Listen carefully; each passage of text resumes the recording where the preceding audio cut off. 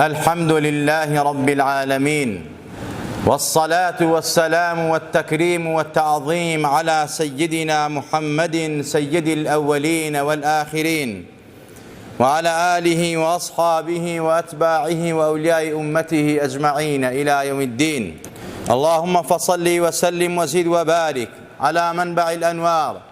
سيدنا محمد الحبيب المختار وآله الأبرار وصحابته الأخيار، صلاة تحفظنا بها من شر الأشرار وكيد الفجار ومن فتن الليل والنهار. إيمان داران سلامي خواهي قورتان لسر بي زيارة سردان كانش لآيني بيروز إسلاما آداب دستورات فراموش نكراوة. يك لو آداباني زيارة سردان كان زيارة واجب باوكو دايكو قومو كسكاني خود لبراو خشكو دوست وحبابا كان زيارة سنت بي بۆ سەردانی برادر و ڕەفیق و دۆست و ئەحبابەکان،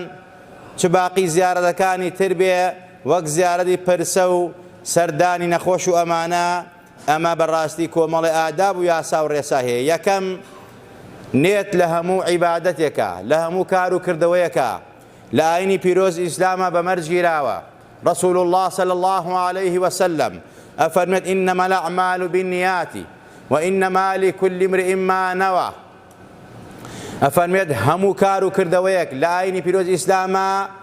بەنیەت و قەستی دڵ و نیازی دڵە. جا ئینسان لە زیارەتەکان و سەردانەکانیان دووشت ئەبێ ڕەچاو بکە، نێت و مەبەستی تەنها و تەنها بۆ خوا بێ. یعنی ئەمە سەردانی باوکو دایک واجبە، بەڵام تۆ لێرە کە ئەڕۆی ئەڵێی فەرمانی خوایە جێبەجێ یەکەم، خوایە من ئەڕۆم لەسەر فەرمانی تۆ کە واجبت کردووە خزمەتی باوکو دایکم کەم. ئەمە هەم واجبەکەت جێبەجێ کردووە، هەم نێتەکەت بۆ خوایە. نێتبوونی بۆ خوا نیشانەی قبوڵی عیبادەت و کردەوەکانە. و هەروەها ئەڕۆی بۆ لای دۆستێکت، خۆشەویستێکت، برادەرێکت لەبەر خاتری خوا بڕۆ و مژدە و مزگێنی بەرێو دڵی خۆشکە. ئەم نێتە لە هەموو کار و کردەوەیەکە پێویستە و عولەما و زانایانی ئێمە فەرموویانە نیشانەی قبوڵبوونی عیبادەت ئەوەیە کە ئینسان ئیخلاصی بێت. یعنی لەبەر ئوموراتی دنیا نەبێ، لەبەر مەساڵحی شەخسی و حیزبی و کۆمەڵێ شتی دنیاوی نەبێت، تەنها من ئەڕۆم بۆ خوا لەبەر خاتری خوا فەرمانی خوا جێبەجێ یەکەم کە ئیسلام پەیامی ئاشتیە، پەیامی خۆشەویستیە، پەیامی عیزەتە، ئەم پەیامە جێبەجێ یەکەم. ئیتر ناڕۆم بۆ لای کابرا یا بۆ لای باوکم یا بۆ لای دایکم ئیشێکی دنیاویم پێوێتی، مەساڵحێکم پێوێتی کە بەڕاستی کە خۆمی جێگە و پێگەی خۆمی پێ قایم کەم. ئەڕۆم بۆ لای باوکو دایکم، ئەڕۆم بۆ لای دۆستەکەم، بۆ لای برادەرەکەم، بۆ لای خۆشەویستەکەم، تەنها هەدەفم خوایە، هیچ شتێکی تر نییە. بۆیە پێغەمبەری خوا فەرمێ صلی الله علیه وسلم هەموو عیبادەتێک، هەموو کار و کردەوەیەک بەنێتە. نەڵێن نێت هیچ نییە، نێت بەڵێ مەحەلەکەی قەلبە لەناو دڵایە. بەدەم پێویست ناکە تۆ بڵێ نێتمە فڵانە شتەکەم، بەڵام لە دڵتا نێتەکەت خالیسکە. مەسەلەی نوێتی نوێژ و نێتی عیبادات بەدەم ئەیڵەی بۆ یارمەتی دڵە، ئەی نەخۆ ئەگەر بەدەمیش نێڵەی نێتەکەتە دروستە، بەڵام مستەحەبە جوانە کە تۆ نێتی نوێژ نوێتی عیبادەکان ڕۆژوو بەدەم بیڵێ موافقەی ئەوەی قەلب و دڵۆ بێ. بەڵام بۆ زیارەت و ئەمانە هەر تۆ لە دڵی خۆتا خۆت ساقکەرەوە. ئەوە یەک. دوو لە ئادابی زیارەت ئەوەیەکەوە الاستئذان قبل الذهاب. کاتێک کە ئەڕۆی بەڕاستی ئیزن وەرگرتن، یعنی لە خۆتەوە مەڕۆ. کابرا لە ڕێگا ئەبینی مەسەلە پێی ئەڵێی نیازم هەیە سەردانێکت کەم، بۆت ئەگونجێ بۆت ناگونجێ، یا ئەمڕۆ وەسائل زۆرە تەلەفونە، یەک تەلەفونەکەم لە ماڵی میوانت نییە، کارت نییە، ئیشت نییە، نەک فوجئەتەن بەی بەسەریە لەوەشی کابرا کار و کردەوەی هەیە، ئیشی هەیە، مەوعیدی هەیە، یان نەخۆشە پێی ناکرێ. بەرحاڵ ئینسان ئەبێ پێش وەقت ئیزن وەرگرێت. ئەمە قورئانی پیرۆز ئەفەرمێت ئەمرمان پێەکا. خوای تەبارەک وتەعالا لە قورئانە ئاماژەی پێ کردووە، ئەفەرمێ یا ئەیها الذین آمنوا لا تدخلوا بيوتا غير بيوتكم حتى تستأنسوا وتسلموا على أهلها ذلكم خير لكم لعلكم تذكرون. خوای تەبارەک وتەعالا ئەی ئیمانداران باوەڕداران مەڕۆنە هیچ ماڵێکە ماڵی خۆتان نەبێ ئیلا ئەبێ ئیزن وەرگرن کە پاشان ئیزنتان وەرگرت سەلامیان لێ بکەن. پەیامی ئیسلام سەلامە، ئاشتیە، خۆشەویستیە. پێغەمبەری خوا فەرمێ صلی الله علیه وسلم هیچ کەسێک ناڕاتە بەهەشت ئیلا ئەوەی کەوا مەسەلەی پەیامی ئاشتی و سەلامەتی بڵاوەکاتەوە لەگەڵ ئیمان و دینەکەیە. سەلامکردن نیشانەی محەبەت و ڕێز و خۆشەویستیە. پێغەمبەری خوا ئەفەرمێت سەلام بکەن لە یەکتری، سەلام نیشانەی محەبەت و خۆشەویستیە. ئەتان ئەوێ بڕۆنە بەهەشت ئیفشای سەلام بکەن، سەلام بڵاوکەنەوە. ئەمە ئاەتەکەش ئەفەرمێت ئێوە مەڕۆنە هیچ ماڵێکە ماڵی خۆتان نەبێ ئیستئناس تەستەئنیسو یعنی تەستەئذینو، ئیزن وەرگرن لێیان بزانە ئەم ماڵە ئیجازە ئەدەن ئیجازە نادەن، مەجالیان هەیە مەجالیان نییە. ئینجا وتسلم على ئەهلیها، سەلام لەگەڵ لەسەر دانیشتوانی بکەن. حتا ئینسان نەک بۆ ماڵان هەتا ماڵی خۆی. پێغەمبەری خوا فەرمێ صلی الله عليه وسلم ئینسان کە چووە ماڵ با یەکەم جار ذکری خوای گەورە بکە کە دەرگاکەکە بڵێ بسم الله الرحمن الرحیم. ئەگەر وا نەڵێی شەیطان پێش تۆ ڕاتە ئەو ماڵە و ئەیکاتە جێگە و لانەی خۆی. شەیطانی لە هەر شوێنێکا بێ مایەی ئیفساد و حەسادەت و تاوان و ئاژاوەیە. بۆیە تۆ یەکەم جار کە ڕۆیتە ماڵ بسم الله بکە، ناوی خوا بێنە، ذکری خوا بکە، بڵێ بسم الله. سوورەتی ئیخلاس سونەتە ئینسان کە چووە ماڵەوە بیخوێنێ ئینجا سەلام بکە لە ئال و بەیتی خۆی، پێی عیب نەبێ. نەڵێ من ئەمە ماڵ و ماڵی خۆمە و خێزانمە و کوڕەکەمە و کچەکەمە سەلامی بۆ لێ بکەم. سەلام پەیامی خوا و پێغەمبەری خوایە، سەلام پەیامی ئاشتی و خۆشەویستیە کە تۆ دووە سەلام عەلەیکم ئەوش دووە عەلەیکم السەلام. خوای تەبارەک وتەعالا ڕەحەمات و بەرەکات ئەڕژێنەوە سەر ئەم ماڵە. بۆیە سەلامکردن چ لە ماڵی خۆتا بێ یا غەیری ماڵی خۆتا بێ تۆ لە دوای ئیستئزان سەلام بکە. سلام السلام عليكم ورحمة الله وبركاته وعليكم السلام ورحمة الله وبركاته. جگە لەوەیش بە هەموو دانەیەک لەمانە ئینسان دەچاکەی بۆ نووسێت السلام عليكم دەچاکە، ورحمة الله دەچاکە، وبركاته دەچاکە، ئەوە سی چاکە. ئەگەر ئەوی وا وەڵامی ئەستی بۆ نووسرێت، ئەگەر زیاتر بێ زیاتری بۆ نووسرێت. جا پێغەمبەری خوا فەرمێ صلی الله عليه وسلم کە چوونە ماڵەوە بسم الله بکەن، ذکری خوا بکەن، سەلام بکەن، سوورەتی ئیخلاس بخوێنن. پێغەمبەری خوا لە فەرمایشێکا فەرمێ هەر کەسێک چووە ماڵەوە ذکری کرد و سوورەتی ئیخلاسی خوێن فەقیری ڕووناکاتەوە ماڵە. ئەمە پەیامی خوا و پێغەمبەرە صلی الله عليه وسلم. ڕجا وایە ئێوە بەم ئادابەتان بیرکەنەوە کە بەڕاستی ئەمە نیعمەت و بەرەکات و ڕەحەماتی پەروەردگارە بەسەرتانەوە. فإن لم تجدوا فيها أحدا فلا تدخلوها حتى يؤذن لكم وإن قيل لكم ارجعوا فارجعوا هو أزكى لكم والله بما تعملون عليم. أفرمي قرداتان لدرقاي كسيك سيجار نەک بە شەق و نەک بە زرمە زرم. ئەمڕۆ جەرەس هەیە یا ئەمڕۆ موبایل هەیە، وەسائلە هەمووی خزمەتە بۆ ئینسان. تەلەفۆنی وەکەم کە جارێک کرد هەڵی نەگرت بەڕاستی دوان سیان هەڵی نەگرتتر معنای وایەتر بۆی مەکەرەوە لەوچە کابرا ئیشی بێ. داوای لە جەرەسی ماڵەکە سێ جار کە ئیتر سێ جار سونەت، زیاتر سونەت نییە، سێ جار بدە لە دەرگا کە دەرگای نەکردووە کە جەرەسەکەی هەڵ نەگرت نەهات بەدەمتەوە معنای وایە ئیزن نییە تۆ بڕۆی نەخوات دەرگاکە بکەیتە وڵە ماڵی خۆمانە ڕۆمە ژوورەوە کابرا لەوە چییە جلوبەرگی لە بەران نەبێت تۆ چۆن نەڕۆیتە ژوورەوە. ئەگەر وتی بگەڕێرەوە مەجالم نییە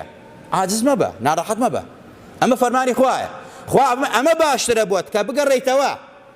نەک بڵێ وەڵا فڵانە کەس بەڕاستی بێدەرماڵ بوو، فڵانە کەس بێخوڵک بوو، فڵانە کەس یانی بێی بە زەم و غەیبەتیا گونابارە بی. کابرا کە ئەڵێ بگەڕێرەوە ئیشم هەیە مەجالم نییە لە ماڵۆ کارم هەیە لەوە چی ئاژاوەیەک لە ماڵەکە بە قەزناکە تۆ بزانی بگەڕێرەوە. قورئانە فەرمێت وإن قيل لكم ارجعوا فارجعوا هو أزكى لكم. ئەمە باشترە بۆ ئێوە. خوای تەبارەک خۆی زانایە بەکار و کردەوەکانی ئێمە، ئەمە ئادابێکە خوا بۆ ئێمەی داناوە. بەڵام ئەگەر ماڵێک کەسی تیانە بوو چۆڵ و هۆڵ و وێرانەیەک بوو ئەو کاتە مەسەلە ینی کەسی تیانە ئەژیا تۆ بچتە ژوورەوە بێئیزن. ئەمە قورئانی ڕێگەی داوە لەیس عەلەیکم جوناح أن تدخلوا بيوتا غير مسكونة فيها متاع لكم والله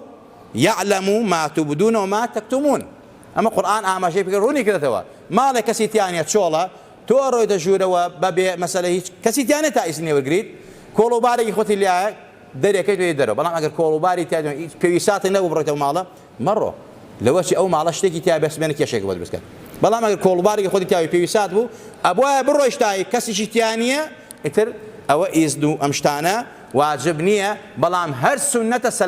سەلامکردن چۆن لە کێ بکەی وە کەسی تیا نییە السلام علينا وعلى عباد الله الصالحين حتى بمالي خوشي كتشويته ودرجات كذا وكسي لينيه فريشو ملائكتي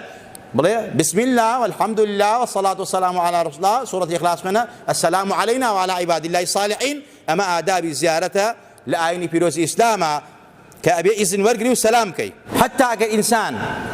شو دايلة درجاي ماله با خزمي مسألة خيزانك بيه با مسألة خزمي مردكي بيه مسألة كهرشنا كخوي لما الله أبو الشرعينية تورد جوره شرعينية جائز نية بيغمري خواه فرميت كجن بتنها لما الله أبو بياو نابي براد جوره چونك أما براسي دو بياو جن كبيكو والنام حرم بون شيطان سيم يعني زور بي كارا سقطة كان بوتانا كان خرابة كان لو الروادات بويا كداد درقا آفرد خوي بتنها لما الله نابي براد جوره نالله جا خو من براي مردكي مقيت شيكا نازانم من زاوان مقيت شيكا من پورزایم ئامۆزایم نامەحرەمی حرامە و گونابارە بی شەیطان زاڵمە نەفس زاڵمە پیاوی وەکو حەزەتی عەلی شێری خوا زاوای ڕەسوول الله کە دەرگای عیلمی پێغەمبەری خوایە صلی الله عليه وسلم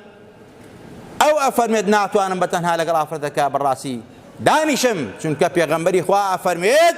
گەورەترین زەرەرێک کە لە ئومەتەکەم بکەوێت لە دوای خۆم بەجێمێشتوێ ئافرەتە بەڕاستی نفس ظالمة إن النفس لأمارة بالسوء بويك بتنها لما لابو نابي بالروي أجر تو بيعت اللي قال كستر لابو قيد شيكا أما بيغمر إخوانه اللي يكردوا دور بقرا لو كاتاني كوا لقرآن أنا هي اللي يكراوا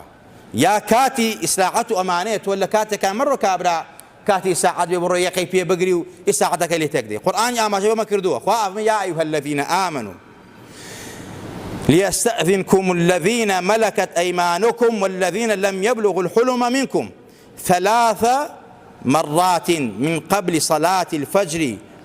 وحين تضعون ثيابكم من الظهيرة ومن بعد صلاة العشاء 3 عورات لكم قرآن أفرميت با إذن تاني بركن خزمة كاركانتان من الله كانتان حتى أو من الله نيك فامان بيا كردوا لما لقي إخوتان كي تجوري نسني بياوش نكوا باوكو دايكوا بابا لە دەرگاکە لە دەرگاکە نکاتەوە ئەبێ فێریکەی ڕۆڵە کچەکەم کوڕەکەم ئیزن وەرگرە کە ئەڕۆیدا هەر جوورێک جووری براکەت جووری خوشەکەت ئیزن وەرگرێت خزمەتکارەکە بێ ئیزن وەرگرێت با لەو ماڵیشا بێت با مەحرەمی بێ ماڵەکە ئیزن وەرگرتن پێویستە بە تایبەت میوانەکان کاتێک کە بۆ ماڵەکە کوڕ و کچەکەی خۆت ئیزن پێویست بێت بۆ کەسێکەوە ئەجانیبە بێگانە بێت لەو سێ کاتە کە کاتی ئیسراعەتە نوێژی بەیانی عادەتە دوای نوێژی بەیانی خەڵی ئیسراعەتە و لە حەوانەی خۆیەتی تۆ یەکسەر دەرگا بکەیت و بڕۆیتە ژوور و ئیزن نەگری گونابارە بی ئەبێ ئیزن وەرگریت و هەروەها لە کاتی نیمەڕوادا کاتی ئیسراعەتە کاتی قەیلولەیە لەو کاتە ئەدەی لە دەرگا زرمە زرم ئیساعەت لە کابراتێکە دەی مەڕۆ کاتی ئیسراعەتە مەگەر کارێکی زۆر زەرور بێت وەک پێغەمبەری خوا صلی الله علیه و سلم لە هیجرەتا لە کاتێکا ڕۆیشت نیمەڕۆی گەرم بوو بە ماڵحەزی ئەو بەکری سدیق هیچ کاتێک پێغەمبەری خوا لەو کاتا نەچووە ئەویش کاتی هیجرەت بوو بۆیە عولەما فەرمون کاتی زەرورەت بابەتێترە دوای نوێژی ئیشا بەڵام ئێستا خەڵکی ئیسراعەتی لێ تێک چووە شەو تا بەیانی ناخەوێ ئیتر نوێژەکەیشی ئەڕوا نوێژیش ناکا نزیکی نوێژی بەیانی ئەخەوێ خۆی سونەتە دوای ئیشا ئینسان بخەوێت ماوە سەمەلا کەریم دەرەجاتی عالی بێ کە لە بەغداد و لە دوای نوێژی ئیشا کەسی نەیەبینی دەرگای داخست ئەی فەرموو بڕۆن ئیساعەتی خۆتان بکەن یەکێتر لەو ئادابی زیارەتانە زیارەت وا سونەتە زۆر دووبارە نەبێتەوە مەسەلەی هەفتەی جارێکەوە سەردانی قەوم و کەسەکە بکە یان مەسەلەی ڕۆژی جارێک نەک تۆ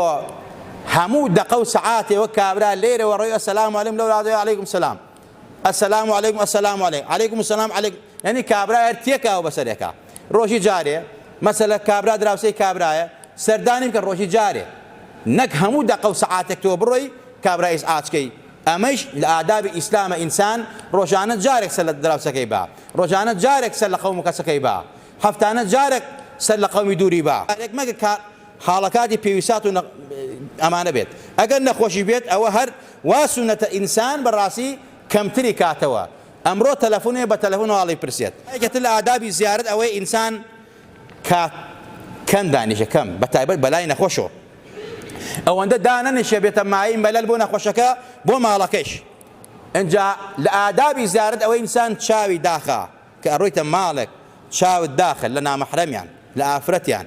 حتا لە هەموو شتێکی ماڵیان مەڕوانە بە ماڵەکەیانە ئەم تەلەڤیزیۆنە و بە چەند کڕی ئەم دیوارە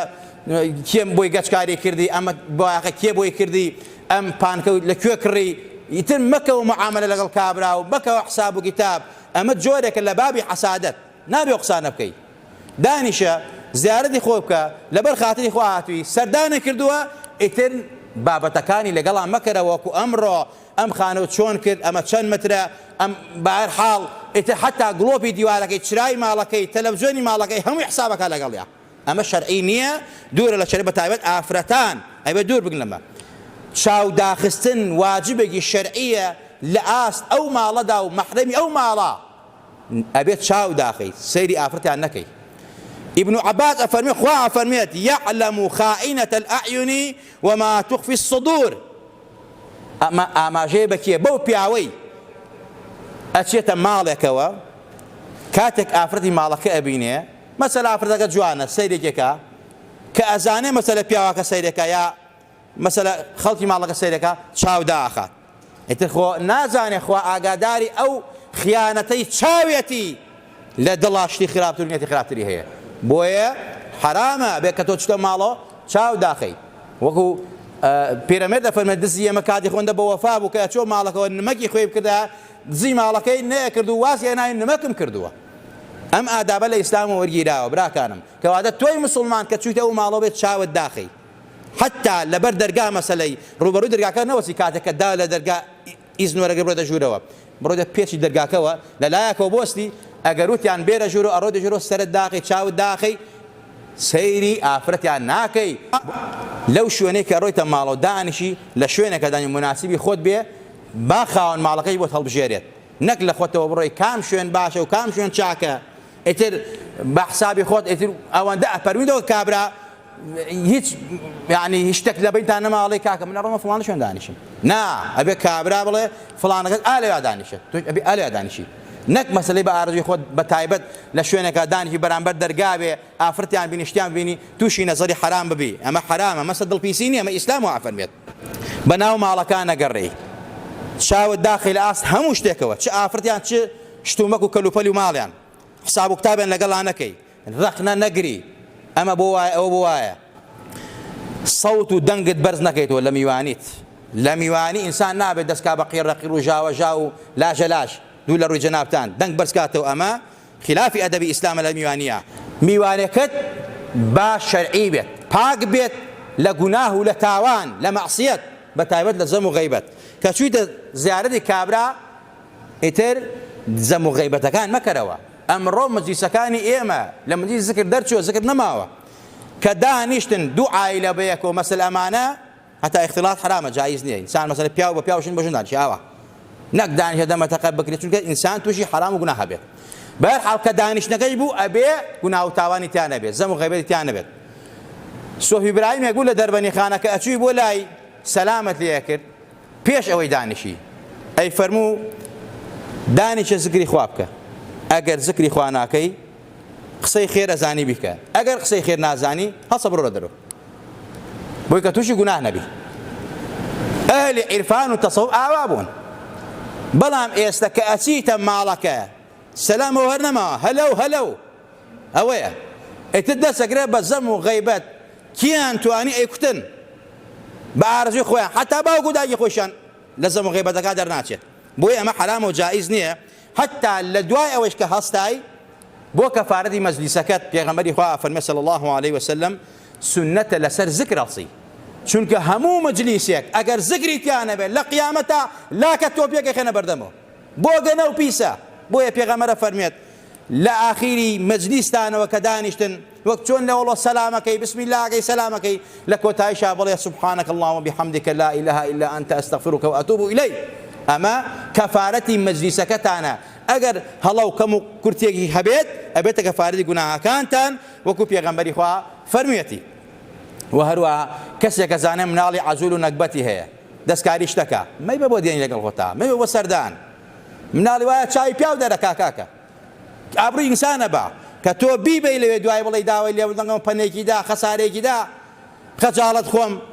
بوەخشە برا ئەمە تۆ لە ماڵ و ئەزانی مناڵەکە نەکبەتە مناڵەکە دەسڵەکە مناڵەکە دەستکاری مشتێکە مەیبە نە ئەو ماڵە ئیزعاجکە نەخۆشت خەجاڵەتکە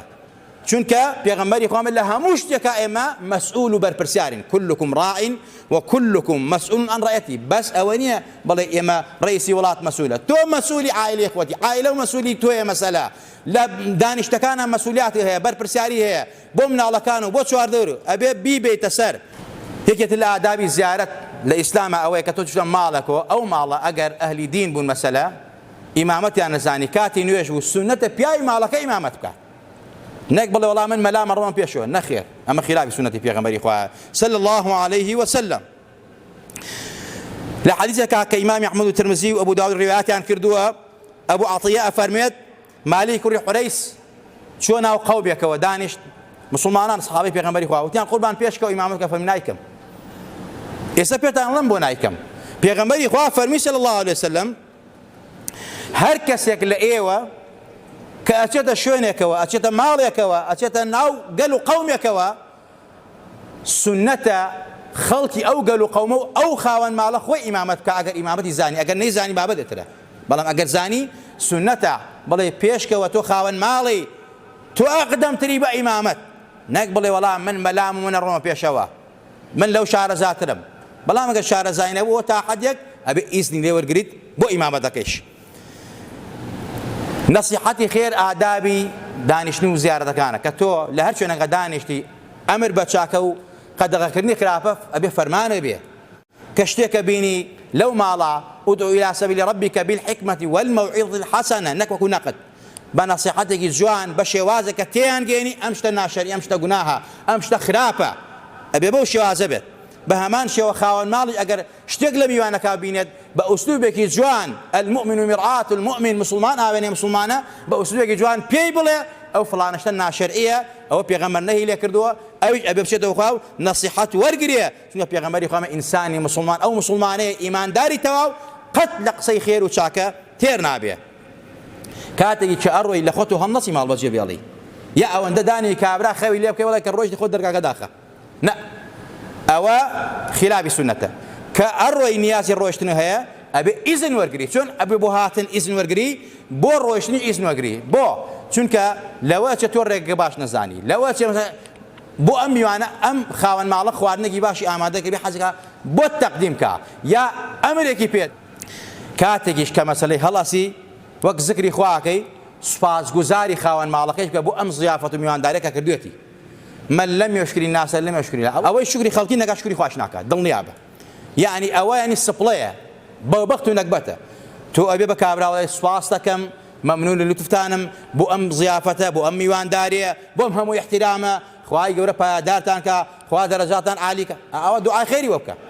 بو أن خوشكيش كسنتك الريب ولا كم دانشي سنة دعاء بسراب خيني دعاء وبكي ومجدي بيبدي مش دبخش بي مبشر بی منذر نبی ترسیانەر نبی نەڵێ بەخوا برا من خزمێکم بوو ئەم نەخۆشیێتەوە مرد کابرا ناوکە خەی ئەبێ بڵێ وەکو پێغەمبەری خوا ئەمە زۆر ئاسانە کەفارەتە ئیشاءالله باشە بیتۆ ئەبێ مژدە دەربی ترسیانەر نەبی ئەنجا سنەتە ئەگەر ئەو دوعانەی سنەتی پێغەمبەری خوا ئازانی دەست قەدە سەر نەخۆشەکەی بڵێ ئەو نەخۆشیە لەکوایە تەمان بۆ پیاو ژن بۆ ژن مەمەسەن مەحرەم ئەم نەخۆشیە مەسەلە ناوسکایەتی لە سەرایەتی دەستە سەرسەری ئەو دوعای کە پێغەمبەری خوا فەرمێت حەوت جار هەر کەسە بیخوێنە بەسەر نەخۆشە مەگەر نەخۆشینی مەرگ بێ ئیلا خوای کاتە شیفای أسأل الله العظيم رب العرش العظيم أن يشفيك سورة فاتحة بخوێنە بەسەریا حەوت جار یا سێ جار لەگەڵ ئەو دوعا حەوت جار یا سێ جار خوا شیفایەدا ئەمە ئادابی زیارەتە کابرا ئێستا ئەچێ بۆ لای نەخۆش ئەوەندە قسە ئەکا ئەوەندە ئەڵێ وەڵڵاهی نەخۆشەکە خۆی چەند ئازاری هەیە دووە نەبەخسەکانی و ئازارە چەشێت ئەمە خێرت نەگەی بۆیە ئەبێ ئەم ئادابانە کە ئادابی زیارەتن من و تۆی مسلمان لە سەردانەکانمانە، بۆ لای باوکو دایکمان، بۆ لای براوە خوشکمان، بۆ لای قەوم و کەسمان، بۆ لای پورزە ئامۆزامان، بۆ لای جیران و دراوسێمان، بۆ لای دۆست و عەحبابمان ڕچاویکەین بۆ ئەوەی کەوا بەدبەخت نەبین، بەختەوەر بین. خوای تەبارەک وتەعالا لە سەردانەکانیشمانە چاکە و خێرمان بۆ بنووسێت. خوا لە هەموو لایەکمان ڕازی بێ. یا ڕەبی خوا لێمان خۆش بە، یا ڕەبی خوا عاقبەتمان بەخێر بگێڕە، یا ڕەبی خوا لە گوناه و تاوانمان خۆش بە، یا ڕەبی خوا یان سەربەرزمان کە لە بەڵاو و باو نەخۆشی و ناخۆشی لاماندا، یا ڕەبی خوا وڵاتمان ئاوادان کەرەوە، یا ڕەبی خوا وڵاتمان پڕ خێر و بەرەکەت کە، یا ڕەبی خوا ئەوەی دۆستمانە دۆست بی، ئەوەی دوژمنمانە خوایە ئەگەر شیاوی دادە خوای دادەی، ئەگەر شیاوی دادنە خوایە عالیە سافی لە ژێر و ژووریکەی، یا ڕەبی خوا لە دەپاڕێنەوە کار بەدەست وڵاتمان بۆ ئیسلاحکەی، ئیمان و ئیسلامیان بەرێ، ویژدانیان بەرێ، بەرامبەر بەم میلەتە چاکیان کەی، ئیسلاحیان کەی. خوایە گەر چاک نابن، خوایە بە قودرەت و هێزمان لێکا، ستەممان لێکا، خیانەتمان لێکا. یا ڕەبی خوا دژمنی خاک و وڵات و نیشتیمان و دینمانە خوای لێ قبوڵ نەکەی. یا ڕەبی خوای بە ئیمانمان ژێنە، بە ئیمانمان وێنە، بە ئیمان و زیندومان کەرەوە. خوای لێت ئەپارڕێینەوە لە هەرچی و باو نەخۆشینە، خۆمان و ماڵ و مناو و وڵاتمان پارێزاوکەی، وەحدەت و یەکریزی ناو مسلمانان. یا ڕەبی خوای لێت ئەپارڕێنەوە عیزەت بۆ مسلمانان بگەڕێنەوە. یا ڕەبی خوای لێت ئەپارڕێینەوە شیفای نەخۆشەکانمان بە، نەخۆشی خەستەخانەکانمان، نەخۆشەکانی ماڵۆمان، ئەو نەخۆشانەی داوای دوعای خەیریان لێ کردوین. یا ڕەبی خوا شیفای ئەزبۆ پلان بۆ بنێرە، ئەوانەی منداڵیان بەرێ، منداڵی ساڵحیان بەرێ، منداڵی هەموو لایەکمان ساڵحەکەی. یا ڕەبی خوای ئەوانە هێو صالح نییە، خوایە بۆیان ساڵەکەی، هەیانە و مەفقودە و دیارنێ و مەسجونە، خوایە بە یەکیان شادکەیتەوە. یا ڕەبی خوای لێت ئەپارڕێینەوە ئیسلاحی گەنجەکانمان بکەی، عاقبەتی پیرەکانمان بەخێر بگێڕی. یا ڕەبی خوای لە ڕۆژی قیامەتیشا لە ژێر بەیداق و پەرچەمی ئاڵای لا ئیلاهە ئیلا الله و محەممەد و حەشمان بکەی. یا ڕەبی خوای پێغەمبەر بانگمان بکا و دەرمان نەکا، فکا و شەفاعەتمان بۆ بکە، بەدەستی مبارەکی خۆی ئاوی کەوسەرمان بەتێ. یا ڕەبی خوای لەناو گۆڕی تەسک و تاریک و باریکیشا لەو کاتەی پرسیارمان لێکن لەبارەی زادی تۆ یا ئەڵڵا، لەبارەی ڕەسوول اللهوە پێمانن ئەو پیاوە ئەو زاتە ئەناسن، بڵێن بڵێ ئەوە پێغەمبەری خوایە، ئەی ناسین پێغەمبەری ئێمە بووە، شوێن ئەو کەوتین، پێغەمبەری تەصدیقمان کە، پێغەمبەری خوا دەرمان نەکا، پێغەمبەری خوا تکامان بە بکا و شەفاعەتمان بە بکا، لە تاریکی و تەسکی و باریکی و حسابی گۆڕ ڕزگارمان بێ، بە سەلامەتی پەروەردگارا زبانمان جێگرکەی. ئامین ئامین. أقول قولي هذا وأستغفر الله لي ولكم ولسائر المسلمين.